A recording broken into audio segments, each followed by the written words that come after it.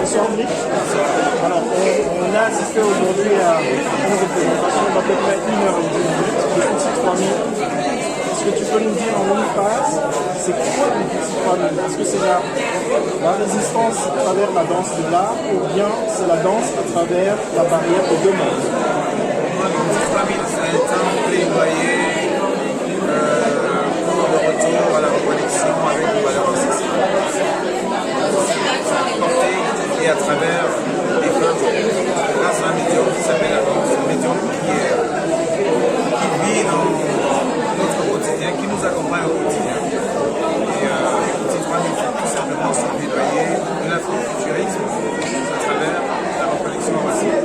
Alors, on a constaté qu'il y avait différentes époques, dans cette représentation, que ce soit le nom Bamemba qui est très symbolique quand on connaît l'actualité actuelle, que ce soit au niveau des danseuses aveugles, et à travers cet imaginaire-là, pour les danseuses sacrées. Quelle était la symbolique qui était cachée à travers ça? Est-ce que c'est la féminisation de la danse ou bien c'est un esprit philosophique qui veut dépeindre la décolonisation dans cette façon? En fait, moi, l'idée, c'est simplement d'apporter une autre perspective sur les différents cadres standards dans lesquels vivent nos sociétés. C'est-à-dire, on a parfois l'impression qu'être aveugle est un handicap. Or, si, parce qu'on est aveugle, on développe d'autres sens. On voit mieux que ceux, on voit beaucoup mieux que des gens qui n'utilisent que leurs yeux. De l'autre côté, lorsque je décide de faire ce spectacle, c'est porté par les femmes, c'est aussi un moyen de rappeler l'urgence, de rappeler les cerveaux féminins de notre espace qui souvent sont parce que l'éducation voudrait qu'une femme soit quelqu'un qui naît pour accompagner un homme. Et on imagine, en plus, dans un espace où nous avons plus de 60% de la population qui est féminine. Donc, en fait, ici, de manière consciente, d'éteindre 60% de cerveau qui peut venir servir une communauté, c'est très grave. Et moi, avec ce projet, c'est aussi l'idée de déconstruire les mots, de déconstruire les différents standards dans lesquels on est. C'est la raison pour laquelle, dès le départ, on parle, par exemple, du mock qui était porté par les femmes, ce qui n'existe pas. C'est aussi moyen de le dire. Et puis, bien sûr, des clins d'œil à travers le fait, par exemple, que la première armée du Bigouti est dirigée par une capitaine qui s'appelle Dagne. C'est-à-dire là, on s'attend à ce que ce soit des types et que l'armée s'appelle Bameda. Donc, moi, à chaque fois que je travaille sur un projet, j'essaie vraiment de mettre à l'intérieur des petits messages subliminaux qui viennent tout simplement impacter et éveiller et contribuer tout simplement au message qui ne sont pas utilisés.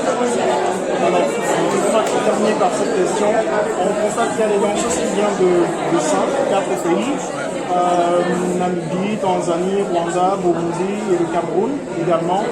Est-ce que le projet du Petit 3000 est transversal à la mission qui t'avait été assignée il y a cela quelques mois sur le projet de restitution historique en tant qu'artiste musicien? Tu devras travailler avec une commission. Lors de la visite de Macron, cela avait été évoqué. Est-ce qu'il y a un lien transversal entre le Petit 3000 et les ancêtres de la décolonisation à travers l'art? En fait, moi, je pense que pour régler la majeure partie des problèmes qui sont les nôtres ici, au Cameroun ou ailleurs, il faudrait à un moment donné qu'on amène la conscience dans les mains de la société civile. Parce que pour moi, il faut à un moment donné qu'on essaye de sortir un peu de la perspective qu'on a l'impression que c'est une politique qui va changer notre politique. Comment est-ce que la société civile prend les choses en main pour venir changer cela? Quand je parle de société civile, je parle d'une société où les différents profils se côtoient. Parce qu'en général, on sait que sur les questions mémorielles, on a des spécialistes qui s'occupent de ces problèmes, des scientifiques, etc. Or, à l'intérieur, si on amène des gens, différents profils de société civile, en fait, on mélange et on met ensemble différents schémas de pensée. Et à partir du moment où on fait rencontrer différents schémas de pensée, on a mis des perspectives qui permettent à ce que là où certains, parce que standardisés dans leur manière de penser, ne voient pas des solutions, d'autres qui n'appartiennent pas à ces corps de métier, puis peuvent apporter et puissent apporter des remarques, puissent apporter un regard qui sont un regard qui permet tout simplement parfois de faire un œuvre, parce que le le schéma de pensée qui appartient au métier dans le corps de métier dans lequel on est nous empêche tout simplement de voir des évidences. Donc, mon idée est tout simplement de décloisonner tout ça, et c'est la raison pour laquelle en fait je pense aussi dans la forme artistique du projet, on voit qu'il y a de la danse, mais il y a du conte, il y a de la vidéo, il y a de la réalisation, il y a de la musique, il y a de la mise en scène. Et je pense qu'aujourd'hui c'est vraiment comme ça qu'on doit repenser notre société, parce que pour moi ce serait de le faire à l'image du fonctionnement du biomimétisme. Le biomimétisme, tout simplement, c'est l'intelligence créative, il y a énormément de créativité, et pour moi tout est art. C'est-à-dire, malheureusement, on a cantonné le mot art à 2-3 métiers, mais en fait, tout métier, tout ce qu'on fait, c'est de l'art. Et je pense qu'en amenant cette perspective dans tout ce que nous allons faire, je pense que nous allons avoir des sociétés qui vont complètement amorcer un futur complètement différent. Blic d'acier, Future La Vallée, c'est des valises chez le grand label Infini, c'est Bikuti 3000, What Next?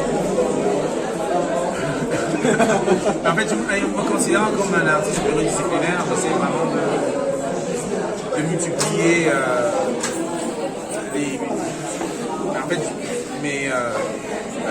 des médiums qui me permettent tout simplement de porter le même message, hein, parce que en fait, comme l'on l'appelle, en fait, ce que j'essaie de faire passer, c'est toujours le même message. C'est comment est-ce qu'on construit notre futur par nous-mêmes. C'est la raison pour laquelle tout à l'heure, quand j'entendais les questions qui parlent de l'Occident, en fait, on vit dans un monde global. À partir du moment où on est dans un monde global, comment est-ce qu'on se rend compte que les enjeux aujourd'hui, c'est personne qui nous sauvera. C'est-à-dire aujourd'hui, comment est-ce que c'est urgent, parce que il n'est question que d'intérêt et que d'argent. Comment est-ce qu'on amène nos populations à comprendre que nous devons protéger ce qui nous appartient, nous devons protéger nos arrière-petits-enfants, c'est ce que les autres font. Ils ne le font pas parce qu'ils sont méchants, non, c'est qu'ils défendent les intérêts de leurs arrière-petits-enfants. Donc moi, ce que j'essaie de faire à travers la multiplication des projets, là c'est un livre pour enfants qui sort en février prochain, qui traite des questions de démocratie. Pour les enfants, je vais parler des animaux, qui parlent... On a vu en story. Voilà, donc pour moi, l'idée c'est comment est-ce qu'on ramène toutes ces différentes problématiques, comment est-ce qu'on se ressaisit de cela. Et je pense que c'est aussi en changeant la qualification langagière, en changeant les terminologies et surtout en remettant d'autres choses à l'intérieur. Une notion, c'est quoi être pauvre, c'est quoi être riche, quelles sont ces différentes notions, comment est-ce qu'on peut partir du Cameroun lorsqu'on est propriétaire de rien et aller mourir en Méditerranée parce qu'on pense qu'on est rien, qu'on n'a rien, est-ce que propriétaire terrien dans le nord est plus important que propriétaire terrien dans le sud, qui l'a décidé, etc. Donc, mon idée est vraiment de déconstruire tout cela pour l'émancipation de nos citoyens.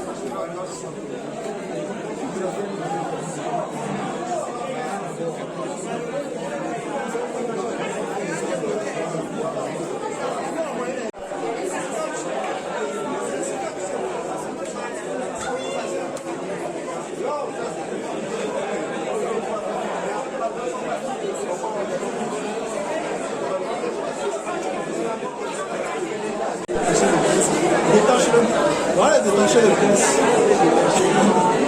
Ces filles-ci sont incroyables. On a travaillé que pendant 8 jours, ce que vous avez vu là. Pendant 8 jours. Show at Home by King Junior.